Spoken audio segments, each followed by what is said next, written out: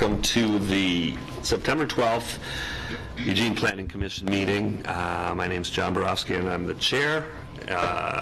We will be doing deliberations and actions on the Cathedral Park conditional use permit remand. Let's just go around the table and do quick introductions, and then we'll turn it over to staff. Bree Nicolello, Vice Chair.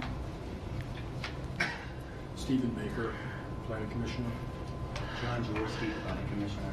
Will Randall, Planning Commissioner. Yeah, the staff, go ahead. Althea Sullivan, Assistant Planner. Lauren Summers, City Attorney's Office. Gabe Block, Senior Planner. Alyssa Hanson, Planning Division.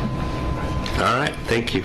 We're going to start off, and I'm going to send it to our legal counsel, and then we will get into our work session. Sure. So the first order of business tonight is Commissioner Nicolello has a conflict of interest that she would like to declare. So I'll turn it over to you. Thank you. Schimmer Satcher Group, the landscape architecture, planning, and environmental services firm that I work for, represents the applicant on the Cathedral Park conditional use permit, file CU 04-2.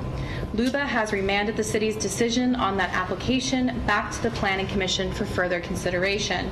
Therefore, pursuant to ORS 244.120, Eugene Code Sections 2.333 and 9.7065, and the bylaws of the Eugene Planning Commission, I am declaring an actual conflict of interest with respect to the Cathedral Park conditional use permit, file number CU 04-2, and I will not participate in any discussion or decisions by the Planning Commission regarding this application.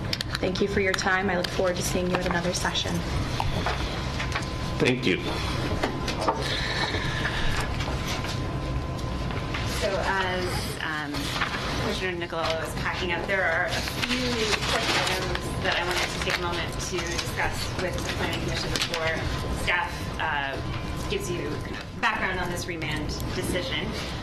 The first is just that, it's been some time since the Planning Commission has taken up this application, and so I wanted to give everyone a chance to declare any ex parte contacts that may have come up since you've seen it last.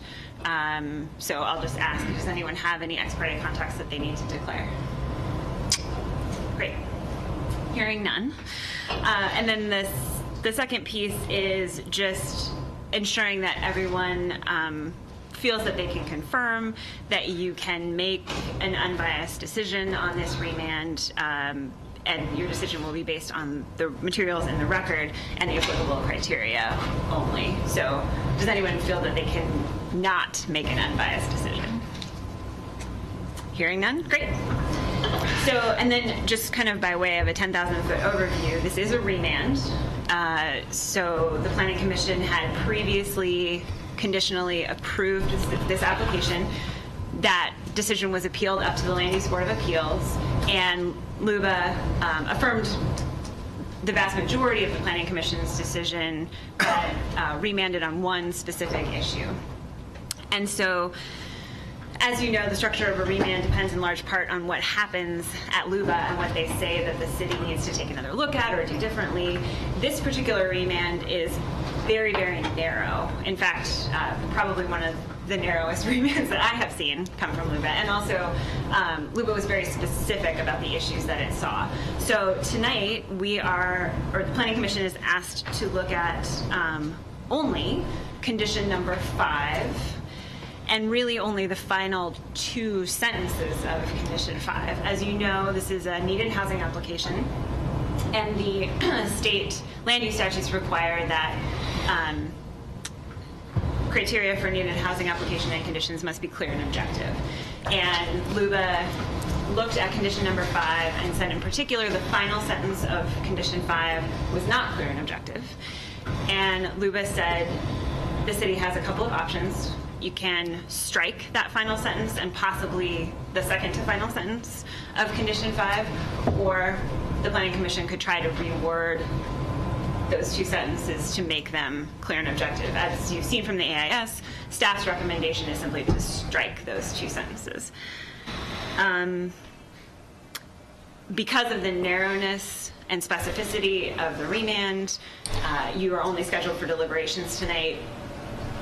We didn't feel there was any need to reopen the record or take new public comment. So that's kind of the big overview. Gabe can talk to you more about the specifics of the application, and obviously I'm always available for questions. Well, I thought I would start with just a couple of visuals. These are also in your packet, and I made sure not to veer outside the record with any of the materials we have here, but just up on the screen we have a vicinity map showing the location of the subject property. I'm sure you're all familiar with it by now, but the West Haven Memorial Park Cemetery is located at roughly south of 39th and Willamette Street. The application involved in this remand is a conditional use permit for controlled income rent housing up to 172 units of that on about a 16-acre portion of, at the southerly end of the subject property here. This site plan from the record gives you at least an idea of the layout that the applicant proposed and the impact area on the site. And just for reference, this is oriented differently than the vicinity map. North is to the right and south is to the left. And I think of note here is, in particular, is the southwest corner of the subject property. I'm going to zoom in a little bit, which relates to condition number 5 and the proposed stormwater and piping of Rayburn Creek in that area. Lauren did an excellent job with the overview, and I just want to reiterate that what we see is a relatively narrow scope on remand and a number of issues raised on appeal. Last time you saw this appeal in August of 2016, there were appeals on by both the applicant and opponents, and ultimately your decision was to affirm the hearings official's approval. It was a conditional approval. Had a number of other conditions that aren't before you on remand at this point, but in affirming the hearings official's approval, one of the I think the key issues or changes that resulted from that related to condition of approval number 5. And so I thought I would go ahead and pull up the language here just for help walk us through it. This is in your agenda item summary, but one of the things we always want to do is couch these kind of deliberations in the context of the actual approval criteria. And this application, as you may recall, is somewhat unique in that it dates back all the way to 2002 when it was originally applied for. Long story short, the effect is that the application for the conditional use permit is subject to what we refer to often as the old code. And so these criteria, the one that's relevant with respect to condition 5 and that you relied on is up here on the screen. And subsection B of that states that the proposed project is designed to avoid unnecessary removal of attractive vegetation. So as part of the appeal, I think just to summarize briefly, Planning Commission ultimately agreed with opponents that it hadn't been the necessity of piping Rayburn Creek had not been adequately demonstrated. There's also a quote from the Louisville final order I can pull up. It's in your final order as well as to the basis of that, but for the stated reasons, one involving irrigation for the cemetery adjacent to the proposed housing, and one of which to cross the creek for a wastewater connection. My understanding, based on all of this proceeding below, is the Planning Commission determined that that condition of approval number 5 that was originally established by the hearings official, which would have allowed the piping of the stream for those purposes, was to be modified. And so I put that language up here, and I'll just go ahead and read it for the record and for the audience. It says that the applicant shall remove from its site plan and development proposal the proposed stormwater infrastructure that includes piping of the stream corridor, Rayburn Creek, in the southwest corner of the subject property. Specifically, the applicant shall remove the development impact area as depicted on the site plan sheet CU1A dated June 29, 2016, for purposes of piping Brayburn Creek. And I'll just note here that the underlying sentences are really the focus of LUBA's remand and the concern here. It says, this does not preclude the applicant's ability to connect wastewater service as proposed, which would require crossing the creek to reach the public wastewater system. The applicant may pipe a portion of the creek only if it can demonstrate the necessity of doing so with a licensed engineering analysis as the only feasible means to connect wastewater service in this location. And so, in the LUBA appeal, which was, just by way of background, the applicant, subsequent to your decision affirming the approval, the applicant appealed that to LUBA, and I think a key excerpt and finding that really focus on what your task is tonight is here up on the screen. And basically they're saying that remand is necessary for the city to either strike the last sentence of condition 5, which may also require striking the next to last sentence, or modify the last sentence of condition 5 to make it clear and objective. And so really you've got those two options available, and we provided some explanation of what we believe you should do in this case, and that is to strike both of the last two sentences. Part of it relates to the simplicity of, and I think the unusually specific nature of the remand, and with that clarity of direction, we think that by doing so, we'll be on pretty solid ground in the event that it were to be appealed further. I think the condition or the basis of evidence still remains unclear as to the justification for the piping of the stream and its necessity. And so in looking at that, we felt it was quite clear in their direction to remove the last sentence. And we also see that even just by the structure of the condition itself, the last two sentences are really focused on the wastewater service, which would actually cross the stream in a perpendicular fashion, the way they showed it on their site plan, as opposed to the first two sentences, which is really focused about the piping of the stream itself. And just to flip back to the site plan here, again, I believe the sanitary or wastewater service connection would go through this area here and across the creek, and it looks like the proposed pipe for the stormwater would extend the full length of this segment. I believe the reference in the LUBA decision was for approximately 340 feet of the stream corridor. So just by virtue of the structure of the condition, it's sort of two-part, if you think of it that way. The first part is really focused on the stormwater. The second part with respect to wastewater. We also find that the unknown outcome of future permitting as it might relate to the wastewater service connection is another factor to consider. It was part of the reason why I think you all maybe struggled with determining whether it was necessary to remove all that vegetation for the stated purposes. In looking further at this,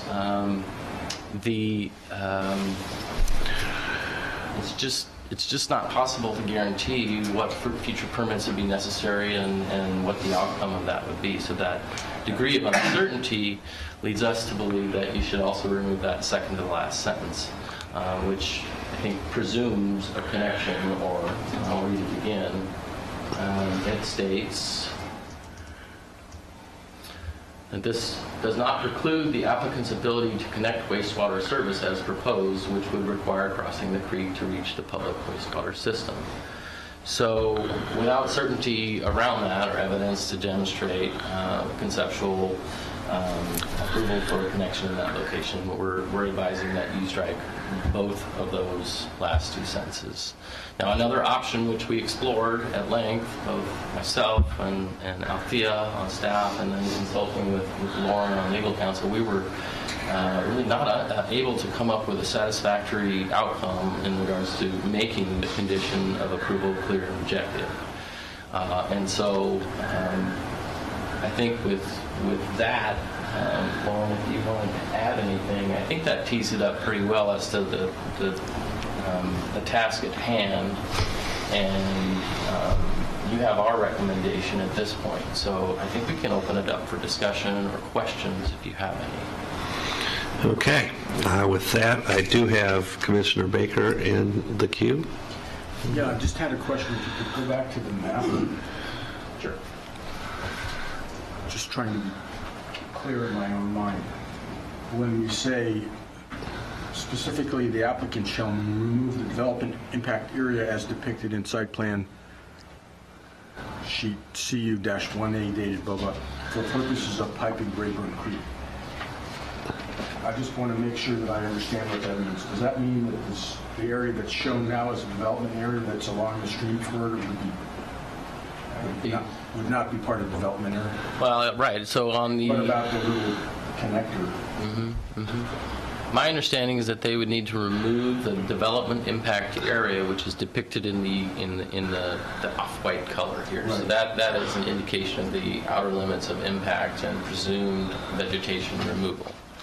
Right. So for the length of the stream corridor Okay. in that area. And Commissioner Baker, if I may, that just to be clear, that sentence of the condition was affirmed by LUBA. That is not a portion of the condition that has been remanded to you. So Good point. you adopted it and LUBA approved it. It's really not before you in terms of modifying it. No, I just wanted to understand what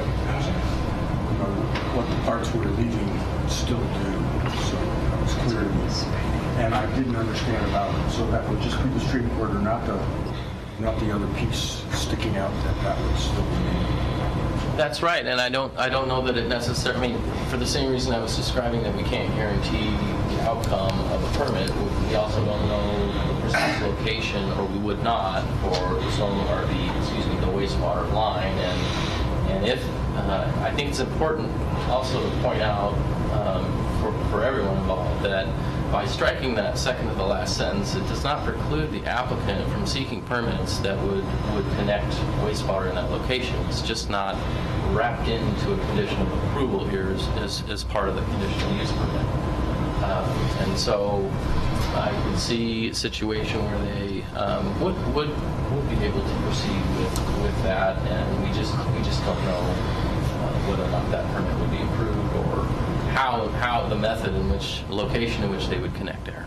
It was more about, so when the part that we were accepting is done, there would be no development impact area along the stream corridor, but there would still be the spur out to the edge of the stream. Well, potentially, if they choose to pursue a wastewater connection at that location. Well, we're saying So let me saying that that's part of the development impact area. Well, what we're not saying, let me say it differently. The wastewater service that runs in that alignment sort of perpendicular to the stream is not part of the development impact area associated with stormwater infrastructure. That's why I wanted to clarify. Okay. Very good. Commissioner Randall. I was looking at this, and I'm going to read the last paragraph of the LUBA decision. Just it helped me as I was looking through this. Starting on page 15, just ahead of page 30. It says, contrary to the city's arguments, the last sentence of condition 5 does impose a mandatory condition on petitioner for purposes of ORS 197.3076/2001, effectively imposing a standard of review that will govern any future request from petitioner to pipe a portion of the creek. Moreover, we agree with petitioner that the last sentence of condition 5 requiring petitioner to demonstrate that piping a portion of the creek is the only feasible means to connect wastewater service in this location requires a subjective judgment by the city in order to determine whether it is the only feasible means to provide sanitary sewer to the property. The last sentence of condition 5 is not clear and objective, and the city may not impose that requirement. And then remand is necessary for the city to either strike the last sentence of condition 5, which may also require striking the next to the last sentence, or modify the last sentence of condition 5 to make it clear and objective. If we take out that last sentence, I'm not sure I see where that second to the last sentence says or means anything. And so I think I understand the idea of reading out both of those sentences. I also think it's really not, I don't think we're in a position to write clear and objective standards related to this. I know, Gabe, you were saying you can really come up with a good wording for that. And I think the first part of this condition is probably as good as it can get. Commissioner Jaworski. Yeah, I just want to make sure I'm clear. The first part, which we're not touching this deals with stormwater, and they'll have to go through and find some other stormwater alternative for them. Is that correct? Well, I don't know if that. Well, see, I'm trying to figure out what the intention was, at least for me, when I was part of this, because we had heard concerns and comments about the amount of education, what was being done to that screen. And I thought both of these were a way in order to protect that. And I don't know what clear and objective is. It's pretty clear and objective to me. I think what we're saying here is rather than go this way and do all that to the vegetation, explore other means and at least have an engineer say, no, it can't be done this way, we have to go that way. Then I understand.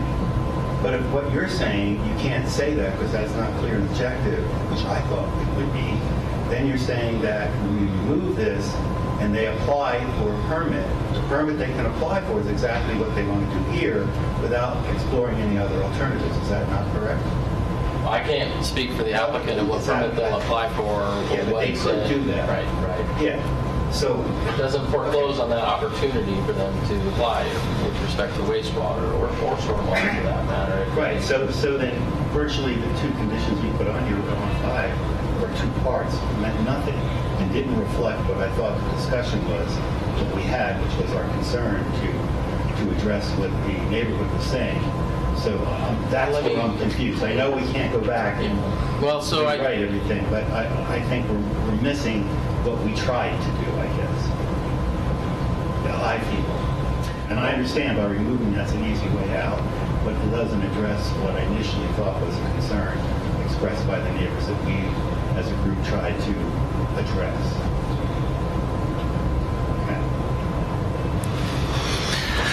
It does preclude the piping of the creek, however, which was a big issue of the neighbors, so they won't be able to pipe the creek for the purposes of stormwater. I mean, they had to remove that. I don't get that when I read that. What it says is remove it from the diagram, but if they come back and say the only way to address stormwater is to do this, can't they not do that? I think for the same, what's that? Well, I think that's the first part of the condition says the applicant shall remove from its site plan the proposed stormwater infrastructure that includes piping of the stream corridor of Braeburn Creek. And LUBA upheld that part of it. And so in that They way, remove it. But what I'm saying is if they come back and they say in the permit process, there's no other way to address this, we have to do it this way.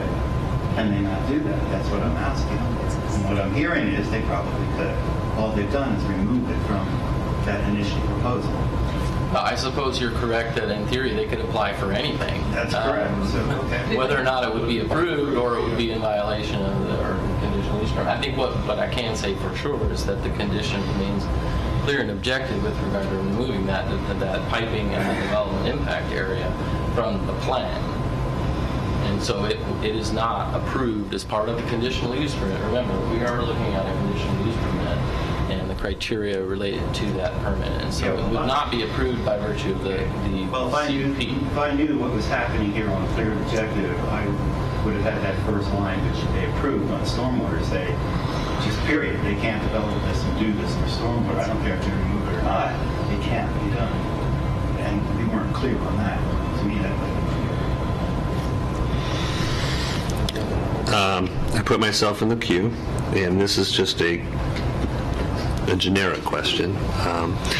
As far as, we're talking about permits if to get wastewater to the development site.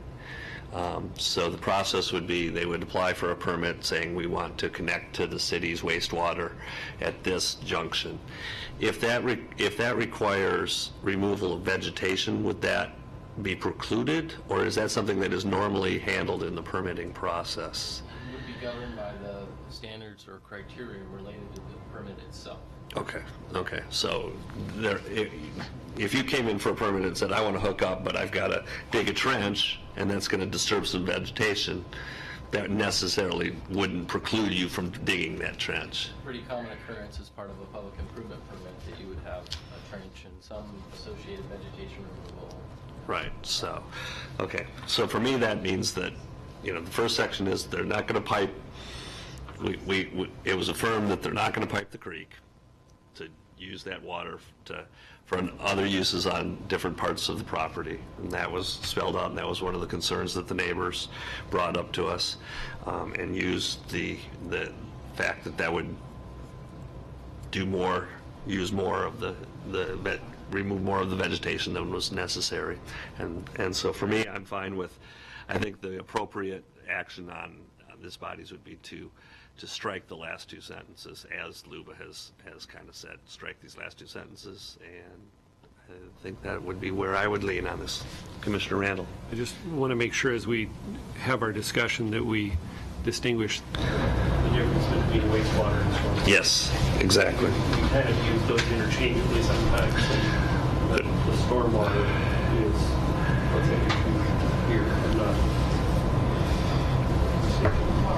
No. In the first two sentences. First two sentences, Yeah. yes. And Second two are the wastewater or Right. sanitary sewer. Right. Any other discussion? So at this, Commissioner Baker? Well, I just wanted to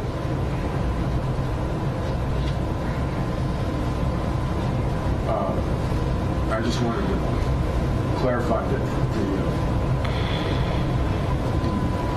the first two sentences talk about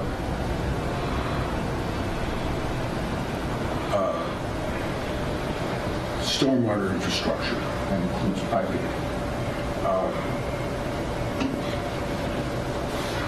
And then the second sentence is for the purpose of piping Braidwood Creek. So it's, they're not, they're related, but they're not identical. It says specifically which would relate to the first sentence, Right. so that it's still part of the stormwater. And then I had one other comment that when I looked at the third sentence, it seemed to me that, and I don't know that it's needed, it may be inappropriate because now we're talking about wastewater, and what we're really doing with our requirements in the first two sentences is just stormwater. But we could have stopped the sentence right where it says, "This does not preclude the applicant's ability to connect wastewater service, period."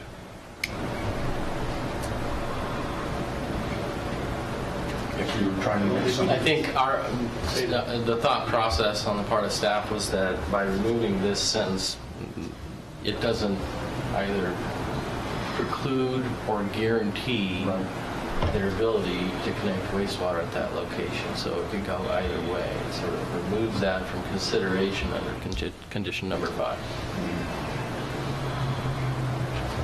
Commissioner Randall. I'll make a motion that we strike the last two sentences of condition 5. Commissioner Randall, may I offer you a motion? Sure. Got to say it right.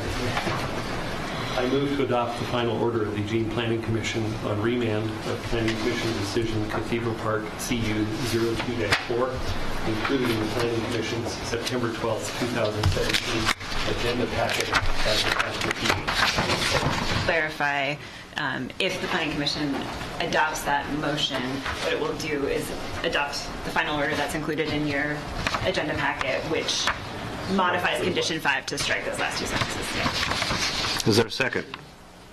I'll second. Discussion?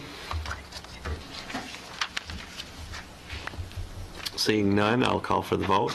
All those in favor? It's unanimous for. With that, I think our business is done here. I thank you for your time. Commissioner Baker? Yes, normally I attend the